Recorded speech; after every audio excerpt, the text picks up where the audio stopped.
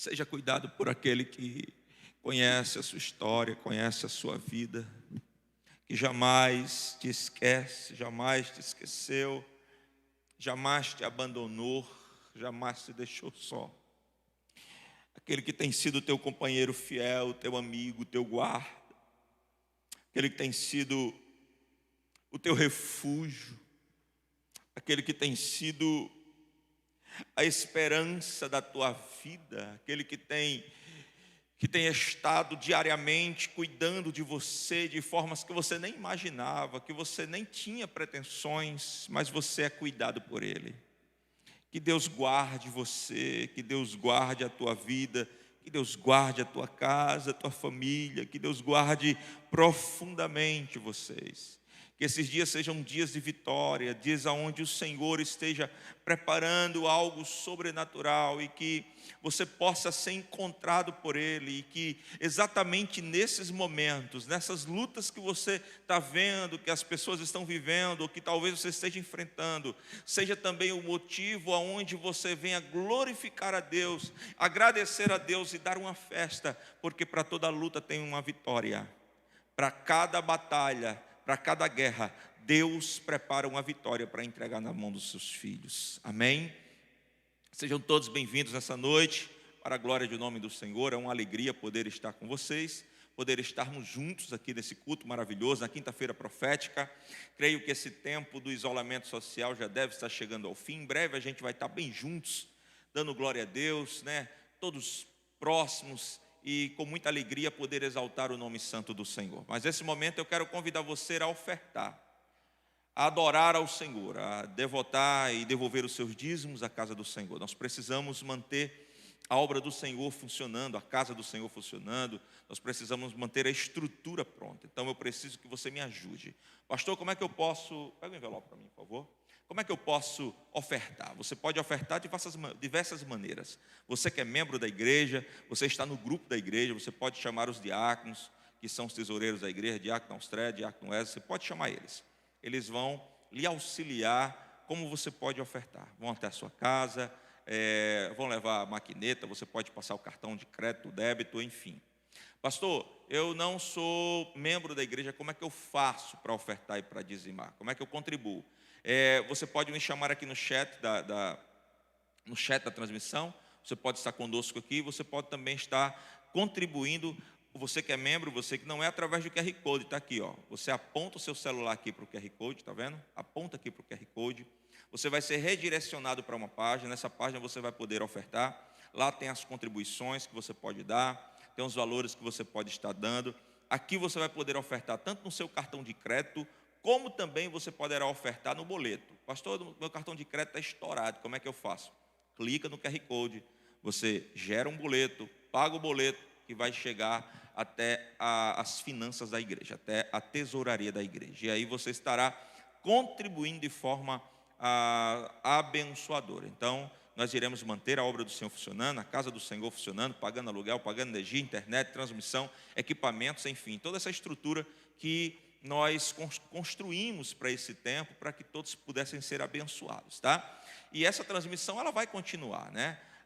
Os cultos serão agora mais presenciais, mas também será através da internet. As pessoas que no momento, assim que retomarmos os cultos, não puderem estar presencialmente, elas estarão assistindo o culto pela internet, tá? E aqueles que puderem estar presencialmente estarão respeitando todas as limitações, respeitando toda a parte de higienização, e nós estaremos aqui glorificando e exaltando o nome do Senhor, tá bom? Então, por favor, abençoe, oferte, dizime nessa noite, para a glória do nome do Senhor. Eu vou estar aqui ofertando e vou estar dizimando e vou estar orando por você agora, em nome de Jesus, tá bom? Cadê o gasofilácio, Wesley?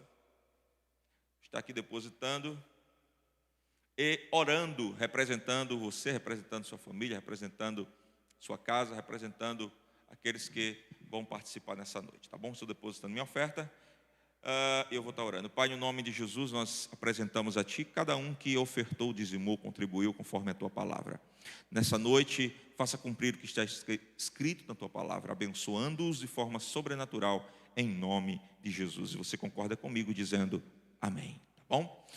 Queridos, é uma alegria poder estarmos juntos, e eu quero falar para você que no próximo sábado, todo sábado nós temos o círculo de oração infantil, tem sido uma bênção todo sábado, às 19 horas, e nós temos também na quarta-feira à noite o círculo de oração pelo Instagram, todos dois pelo Instagram. Ontem foi uma bênção de Deus, eu estive assistindo. Sábado vai ser o das crianças também, eu quero que você participe, para que você seja ricamente abençoado também, tá bom? Divulgue isso, porque eu vi que tem muita gente sendo abençoada, muitas famílias sendo abençoadas, e glória a Deus por isso. Isso é importante demais, que as pessoas sejam cada vez mais tocadas e motivadas pelo Espírito Santo de Deus, tá bom? Eu quero louvar a Deus pela vida do nosso pastor presidente, pela vida de todos os pastores, pela vida das igrejas, pela vida da família. Amanhã é o dia dos namorados. Eu quero mandar aqui já um beijo para minha namorada, minha esposa, a missionária Simone. A gente está namorando há 26 anos, né? Casados, namorando, e Deus abençoe essa mulher que tem estado conosco todos os dias, tá bom? Pastor Tacielito, é uma alegria ter o senhor aqui, é um prazer receber o senhor aqui, seja muito bem-vindo, tá? Eu quero, antes de passar para o senhor, orar pelos casais que amanhã estarão comemorando o dia dos namorados, né? Todos os casados, certo? E nessa oração também orar pela nossa diaconisa Luciene, orar pelo pastor Ednilson, pela sua casa, para que Deus possa visitá-los também, tá bom? Pai, no nome de Jesus, eu quero te apresentar a tua filha, a diaconisa Luciene, que o Senhor visite a sua casa, visite a sua família, visite a sua saúde, que o Senhor possa restabelecer, dando-lhe força e fazendo-a ficar de pé para a glória do teu nome. Deus, alegre o seu coração nesse tempo, fortalecendo a sua estrutura física. Abençoe teu filho, pastor Ednilson, abençoe o pastor Josenaldo, abençoe todos os outros que estão envolvidos na tua obra, da tua casa. Eu quero te pedir agora a tua bênção especial sobre cada casais, sobre cada casado, sobre cada casal do namorado. Deus, todos eles que fazem parte da IBN, que sejam ricamente abençoados, que a mesma bênção que está sobre a minha vida possa chegar sobre a vida deles, e que eles sejam impactados pelo teu poder e pelo teu nome. Em nome de Jesus, nós glorificamos, exaltamos e agora para todos sempre. Amém. Pastor Tacielito, seja bem-vindo nessa noite a ministrar aqui a palavra do Senhor ao nosso coração, que nessa noite você possa ser ricamente encontrado pelo Senhor. Seja bem-vindo, pastor Tacielito. Deus abençoe você poderosamente, tá? Senhoras e senhores, eu desejo saudá-los com a paz do Senhor. E eu quero ler com vocês um texto que se encontra no Evangelho segundo escreveu Lucas, no capítulo de número 11. Lucas capítulo 11, e o versículo é o de número 1 para a nossa meditação. Que o Senhor continue vos abençoando, não só a tua vida, mas a sua casa e toda a sua família. Eu louvo a Deus pela vida do meu amigo, do pastor Antomari, que o Senhor te abençoe, sua vida, sua família e sua casa. Eu também magnifico a Deus pela vida de vocês que estão nesse momento nos vendo, nos ouvindo, nos assistindo. Deus continue te abençoando poderosamente no nome de Jesus. É muito bom somar com o reino de Deus e é muito bom cooperar com essa obra. E eu estou aqui muito feliz porque nós iremos falar um pouco da palavra. Eu quero simplesmente reforçar Lucas capítulo 11, versículo de número 1. Como aqui é ao vivo, cadê o meu fundo musical? Lucas capítulo 11, versículo de número 1 para a nossa meditação. Aí tá certo, vai ter fundo musical, gente. Graças a Deus. Diz assim: e aconteceu que, estando ele a orar num certo lugar, quando acabou, lhe disse um dos seus discípulos: Senhor, ensina-nos a orar, como também João ensinou aos seus discípulos. Eu vou ler mais uma vez. E aconteceu que, estando ele a orar no certo lugar, quando acabou, lhe disse um dos seus discípulos: Senhor, ensina-nos a orar, como João ensinou aos seus discípulos. Guarde essa palavra no seu coração. E vamos ouvir aquilo que Deus irá nos informar pela sua palavra. Senhoras e senhores, é do nosso conhecimento que Jesus foi um mestre por excelência, o maior contador de histórias do mundo. Ele usava as imagens com perícia e lançava a mão de coisas simples para ensinar lições profundas. Somos sabedores que Jesus foi um grande educador, ele foi um grande ensinador, mas também ele foi um grande mestre. Vendo um pouco a biografia de Sócrates, o Platão e Aristóteles, eu percebi que Sócrates ensinou durante 40 anos. Já Platão ensinou durante 50 anos. Sendo que Aristóteles encheu as bibliotecas com a sua erudição. Mas quando eu olho para o Senhor Jesus, eu percebo que ele não escreveu nenhum livro e nunca lecionou em nenhuma universidade, mas contudo, ele foi o maior mestre do mundo. Acima de Sócrates, acima de Platão, acima de Aristóteles, acima de qualquer mestre, acima de qualquer ensinador, educador, está Jesus de Nazaré, o mestre dos mestres. Biblicamente falando, muitas pessoas chamaram Jesus de mestre. A Bíblia vai dizer que os inquiridores o chamavam de mestre, o jovem rico e Nicodemos.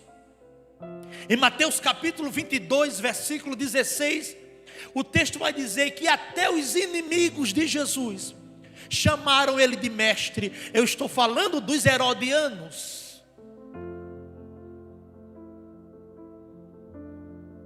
Até Jesus se considerava o mestre. No 13º capítulo do Evangelho segundo João, está escrito: o povo em geral chamaram Jesus de mestre e o tinha como mestre. Mateus capítulo 7, versículo 29. Mas também os seus discípulos o consideravam um mestre. Foi o título com que eles mais se dirigiram a Jesus. E de fato ele é mestre por excelência. Não tem como revogar isso. Estava na cara. Vendo os 4 evangelhos, Mateus, Marcos, Lucas e João, nós podemos perceber que ele era muito bom em dar ensino, ou melhor dizendo, em ensinar. Jesus, como mestre, ele ensinou a grupos, a pessoas individuais e às multidões. Jesus, como mestre, ensinou no templo, nas sinagogas, nas casas, nas praças, no deserto e na beira da praia. Jesus, como mestre, senhoras e senhores, veio para mostrar aos filósofos a suprema verdade. Veio para vencer o orgulho romano e colocar no seu estandarte uma cruz em vez de uma águia. Jesus, como mestre, não exigia lugares sofisticados para ensinar. Ele ensinava em qualquer lugar. Hoje é diferente. Tem pessoas que começam a escolher lugares para ensinar, ou pregar, ou cantar e etc. Jesus não. Jesus não escolhia lugares, porque para ele o que importa não é o lugar. O que importa é a presença dele no lugar. Então ele não escolhia lugares. Ele não exigia lugares sofisticados para ensinar. O interessante é que Jesus, como mestre, ele usou as coisas mais comuns para ensinar. Por exemplo, ele usou o sal, a luz, a água, o pão, o fermento, os pássaros, as flores, o arado. Quando Jesus queria usar algumas coisas simples, ele usava a rede, o vento, a porta, a ovelha e a semente. Ele usou de fato as coisas comuns para ensinar o reino de Deus. Ele ensinou as coisas mais importantes acerca da vida, da morte e da eternidade. Nós devemos entender que Jesus revolucionou o mundo com a sua influência e com o seu ensino. Quanto ao ensino, Jesus impactava as pessoas pelo conteúdo, método e exemplo. Isso quer dizer que ele vivia tudo aquilo que ensinava e pregava. E certo dia, alguém falou que a vida do pregador, ela fala mais alto do que a sua mensagem. Não adianta ter mensagem se não tem vida. O correto é ter as duas coisas, vida e mensagem. Eu estou vendo muitas pessoas que tem muita mensagem, e olhe como tem, e prega por demais, mas a vida não está sistematizada naquilo que ele prega. A proposta de Cristo hoje é: eu quero vida e mensagem. Eu quero mensagem, mas também eu quero vida. Outra coisa, a ação fala mais alto do que palavras. Não adianta viver só em teoria. Não adianta só falar e não praticar aquilo que fala. Nós devemos ter essa consciência. Além do pregador ter vida e mensagem, ele tem que viver aquilo que prega, aquilo que fala. Porque a ação fala mais alto do que palavras. Aqui é teoria versus praticidade. Certo dia, Antônio Vieira falou que ter nome de pregador ou ser pregador de nome não importa nada. As ações, a vida, o exemplo, as obras são as que convertem o mundo. Quando eu olho para Jesus, eu percebo que de fato ele vivia tudo aquilo que pregava. Se era para amar, ele amava. Se era para curar, ele curava. Se era para abraçar, ele abraçava. Se era para perdoar, ele perdoava. Porque ele não apenas falava, ele mostrava. E era um exemplo. Outra coisa, Jesus ensinou a cada um de forma diferente, conforme a necessidade do momento. Ele chegou para Nicodemos e falou sobre o novo nascimento. Ele chegou para a mulher samaritana e falou da água da vida, ou melhor dizendo, a água viva. Ele chegou para Bartimeu e fez uma pergunta: o que queres que eu te faça? É uma pergunta pessoal. E ele agora está diante dos discípulos, ensinando acerca da oração. Observe que eu comecei a minha introdução falando sobre o ensino, falando sobre a pedagogia, falando sobre a didática que está inserida no ensino, intrinsecamente falando. É por isso que eu comecei falando que Jesus foi um mestre por excelência e o maior contador de histórias do mundo. Por quê? Porque Lucas capítulo 11, versículo 1, começa com essa expressão: e aconteceu que estando ele a orar no certo lugar. Observe que Lucas não diz o lugar. Simplesmente, a informação que ecoa para nós é que havia um certo lugar que Jesus estava orando. Um certo lugar que Cristo estava conversando com o Pai, dialogando, estava em comunicação. E aconteceu que, estando ele a orar no certo lugar, e diz a Bíblia, quando acabou, ou seja, os discípulos esperaram Jesus acabar a oração. Entenda que eles não foram atrapalhar o mestre a se relacionar com seu Pai. Quando a oração findou, aí sim surgiu uma proposta. E a proposta é: Senhor, ensina-nos a orar. Que coisa fantástica. Observe que eles sabem que o seu líder, o seu mentor, o seu guia, ele gostava de se relacionar com o Pai através da oração, e era visível diante dos discípulos. É por isso que um dos seus discípulos, diz a Bíblia, que está fazendo uma proposta, um pedido: ensina-nos a orar. Observe que a proposta aqui, ela não é individual, ela é coletiva.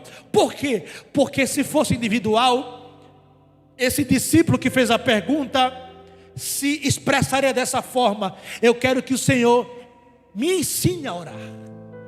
Mas a proposta foi coletiva: ensina-nos a orar. E ele vai usar um personagem chamado João Batista, como João ensinou aos seus discípulos.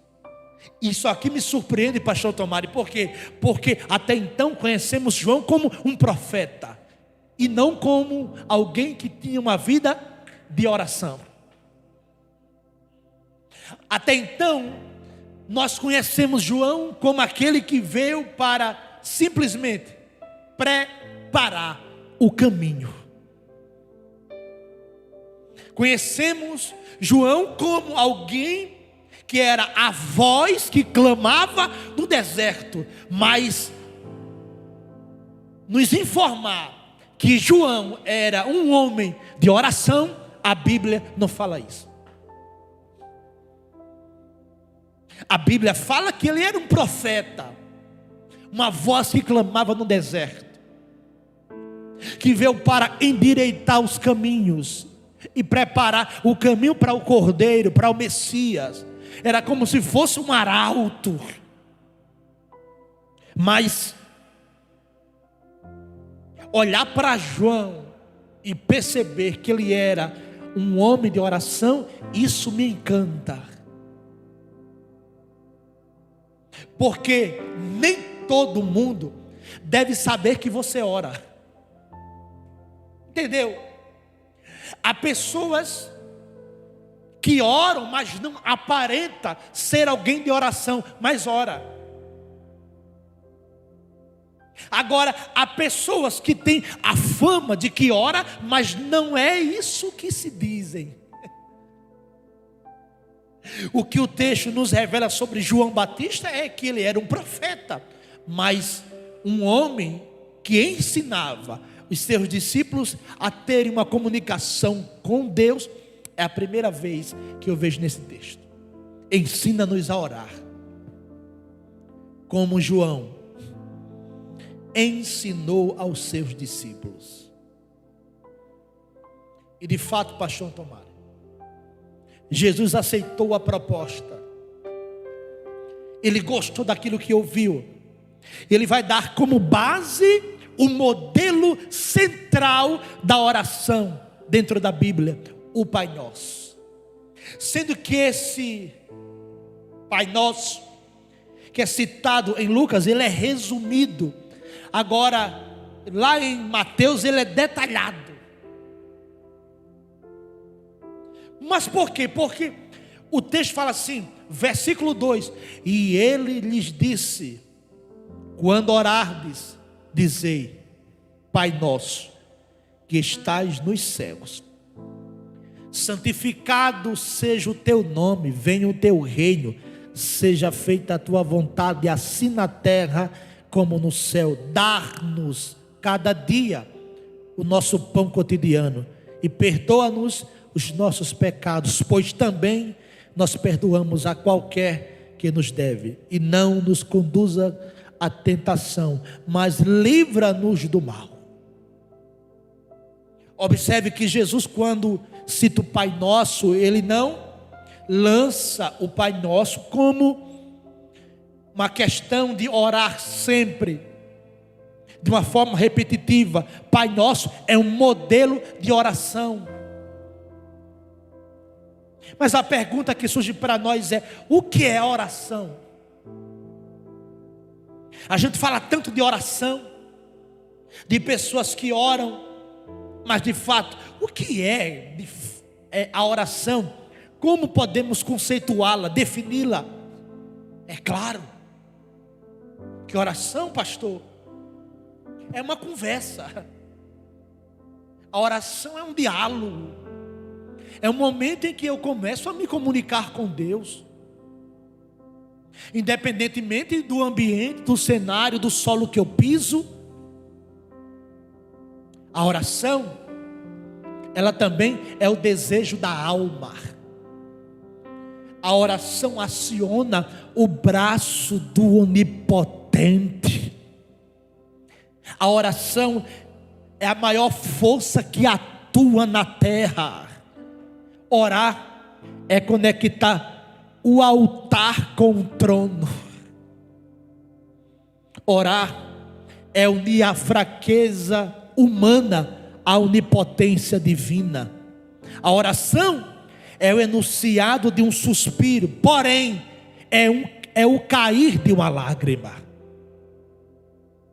Quando Jesus ensinou os discípulos a terem uma vida de oração, lá no Sermão da Montanha, no capítulo 5, 6 e 7, Jesus vai dar uma ideia, uma estratégia. Entra no teu quarto. Entra no teu quarto e fecha a porta. Entra no teu quarto e fecha a porta. Fala com o Pai em secreto.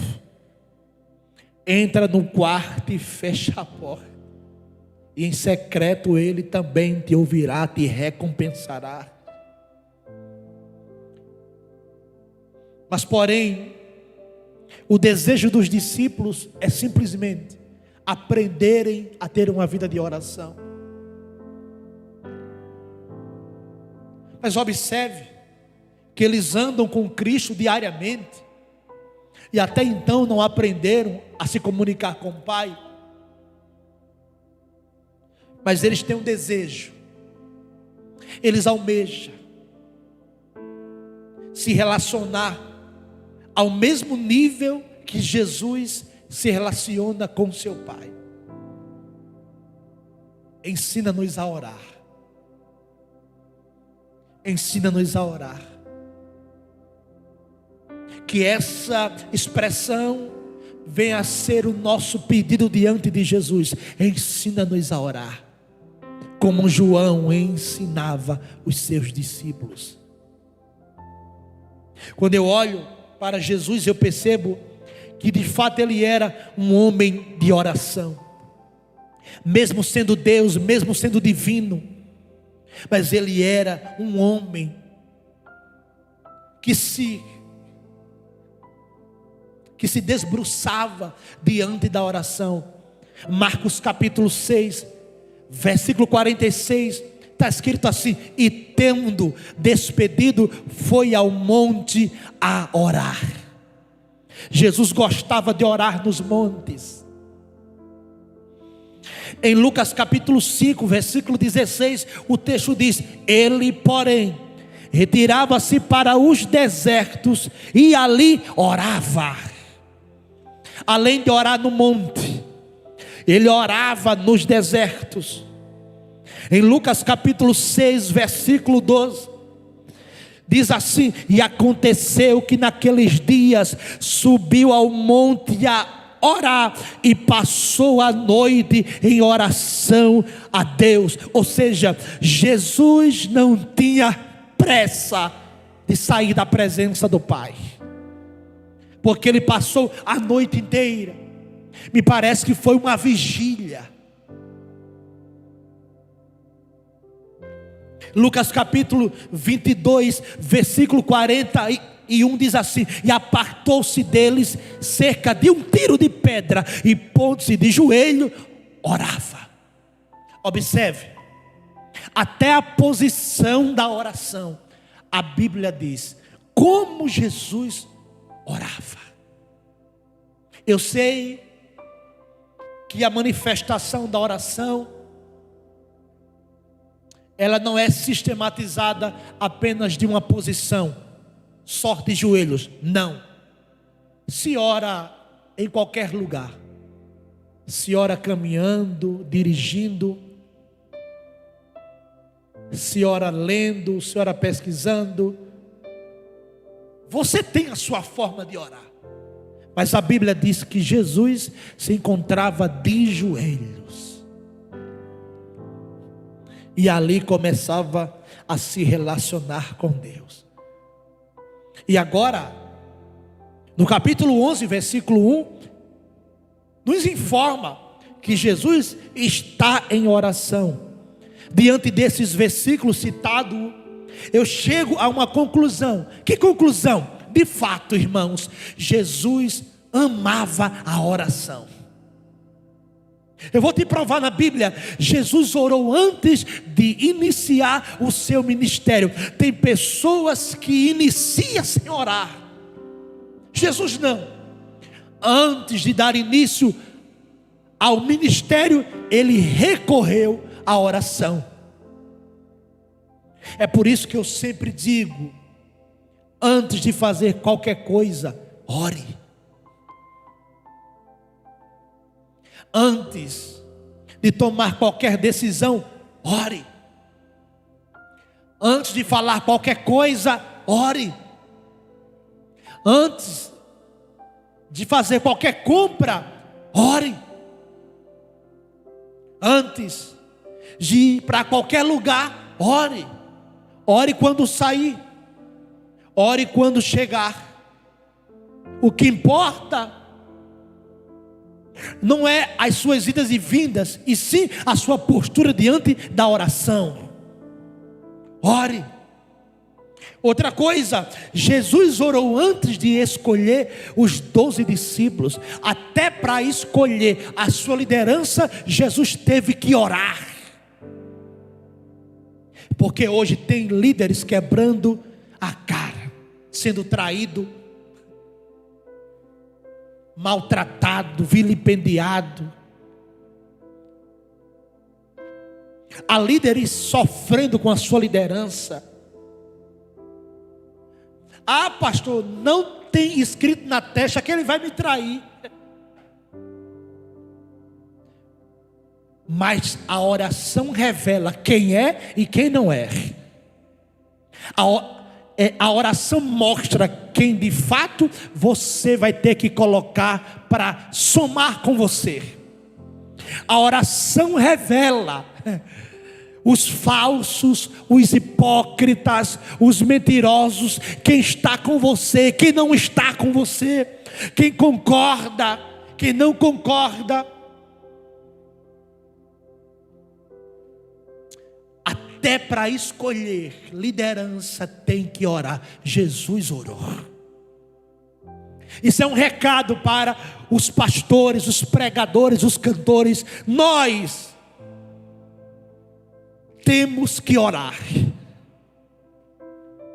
Temos que orar. Não podemos parar de orar. Ora insistentemente, mas ora. Ora, ora, porque está escrito: a oração do justo pode muito em seus efeitos. Não é a oração do injusto, e sim do justo. Quando eu olho para a Bíblia Sagrada, eu percebo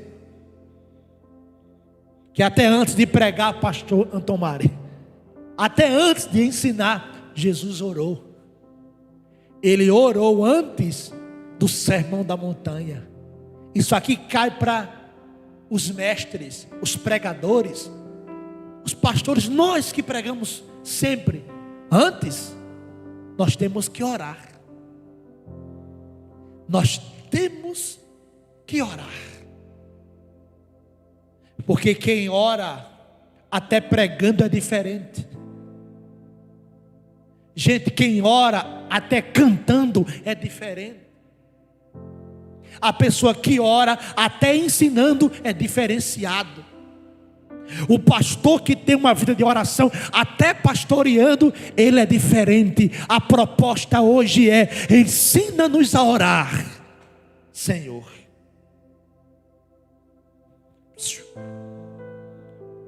Jesus orou depois da morte de João Batista.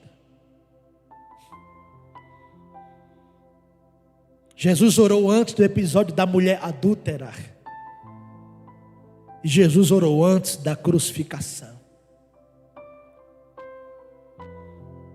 Mas quando eu olho para o solo em que vivemos, terra, eu percebo que vários homens foram marcados pela oração. Martinho Lutero orava 2 horas por dia. John Wesley, ele acordava às 4 horas da madrugada para buscar a Deus em oração. George Miller, ele era um homem dado à oração. Ele registrou durante a sua vida mais de 50.000 orações respondidas. Certo dia chegaram para um pastor batista do século 17, por nome de Charles Spurgeon, e perguntaram: Charles, qual é o segredo do sucesso do seu ministério? Ele respondeu: o segredo do sucesso do meu ministério é porque eu trabalho de joelhos. E ele ainda falou: o meu lugar santo de oração é mais valioso do que todas as minhas bibliotecas de livro. Ou seja, quer ter sucesso na vida? Ore. Quer ter sucesso em qualquer área da sua vida?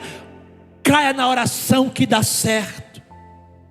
Século 16, John Knox, Escócia.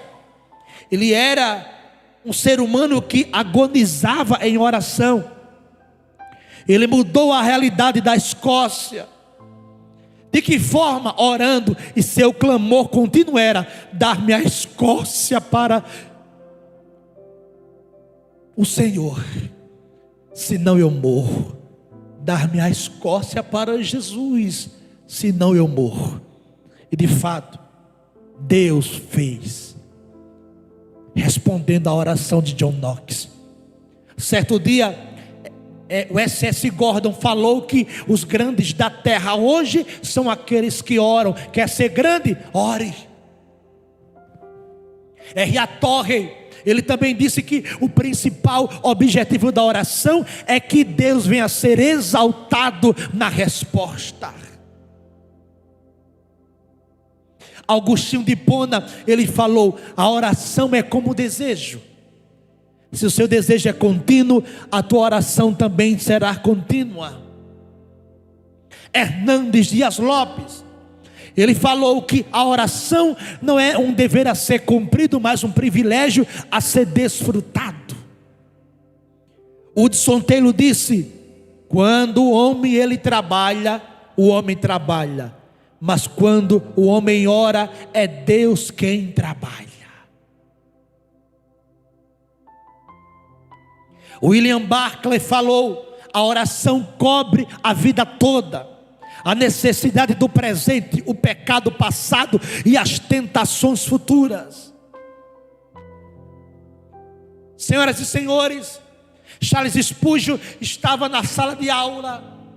Ele chegou para os seus alunos e disse: eu prefiro ensinar um homem a orar do que 10 homens a pregar. Mas ele deu uma justificativa. Ele falou: não estou querendo menosprezar a pregação, só quero afirmar que a pregação sem oração é como a lamparina sem azeite, não tem muita duração, apaga logo o pavio.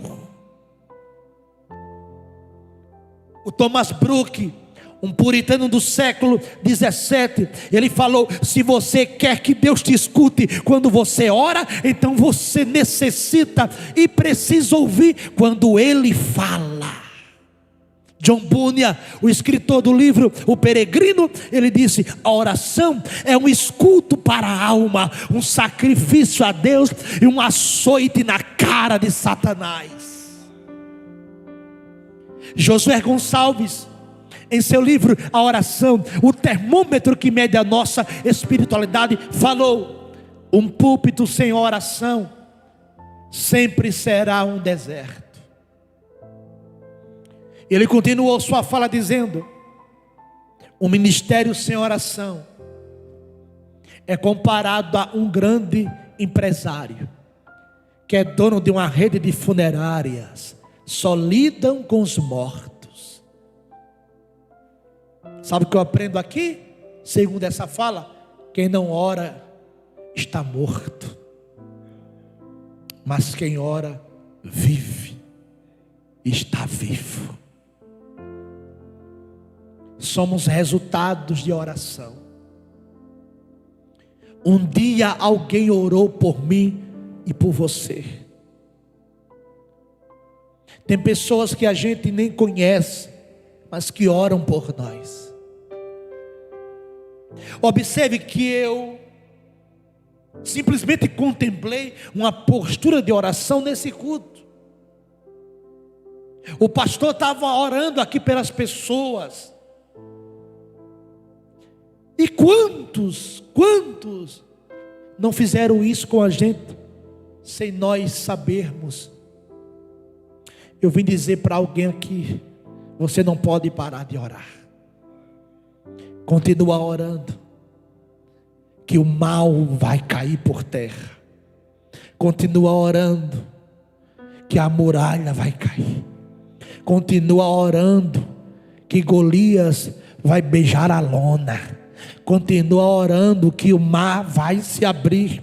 Continua orando, oh glória, para você ser mais crente, para eu se tornar mais crente. Continue orando para que Deus guarde a tua casa, a tua família, teus filhos, teu casamento e todas as áreas da mesma. Continue orando para que essa enfermidade saia da tua casa, saia do teu corpo. Eu vim dizer para alguém aqui: não pare de orar, porque Deus está ouvindo a tua oração. Porém, continua.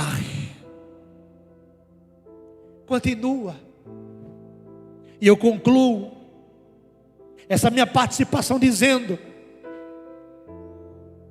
o que Lucas falou no capítulo 11, verso 1. E aconteceu, estando ele a orar num certo lugar, quando acabou, lhe disse um dos seus discípulos: Senhor, ensina-nos a orar. Que o Senhor continue te abençoando, a sua casa, a sua família. E tem mais: você quer ter vitória? Ore. Quer ter vitória mesmo? Ora. Você quer que as portas se abram? Ore. Porque esse é o caminho. Oração. Que Deus te abençoe ricamente, poderosamente, em nome de Jesus. Eita, quem não ora jamais consegue encontrar e receber a vitória. Certo dia eu estava conversando com um pastor, um grande homem de Deus, e eu o admirei e o admirava muito, admiro ainda. Eu perguntei a ele, na flor da minha juventude, no início das experiências com Deus, eu cheguei para o pastor e disse: pastor, o senhor deve orar muito, né? Imaginava eu que ele tinha uma vida 24 horas de oração. E a resposta que ele me deu me decepcionou, marcou a minha vida. Ele olhou para mim, pegou na minha mão e disse: não, filho, não oro muito. Eu não passo 24 horas orando. Eu tenho família, eu tenho amigos, eu brinco, eu tenho as minhas atividades. Porém, eu não passo 5 minutos sem orar. E aí eu fui tentar entender, como assim? Ele disse: eu não oro 24 horas, mas eu não passo 5 minutos sem orar. E aquilo marcou quando eu aprendi o que é viver uma vida de oração. E aí, andando com ele, eu aprendi. Às vezes eu estava dirigindo para ele e ele estava do meu lado orando. Ele fazia uma oração curta, de alguns minutos. Às vezes viajei com ele algumas vezes para que ele fosse pregar. E eu via quando ele, antes de subir ao púlpito, ele fazia aquela oração curta de alguns minutos. Várias vezes estávamos brincando, conversando, e de repente ele parava e fazia aquela oração curta de 2 minutos, 3 minutos. Às vezes estávamos no carro, andando, em pleno trânsito de João Pessoa, e de repente ele parava assim, e orava, e repreendia, e clamava a Deus, e aquilo começou a me estimular, a entender que para vivermos em oração não precisa orar 24 horas, mas não passar muito tempo sem orar. Você pode orar em pé na fila do banco, você pode orar em pé na fila da padaria, você pode orar ao sair de casa, orar antes de deitar, orar para acordar. Você pode estar sentado no seu sofá, lembra de alguém, o Espírito Santo te traz a lembrança, ora por essa pessoa.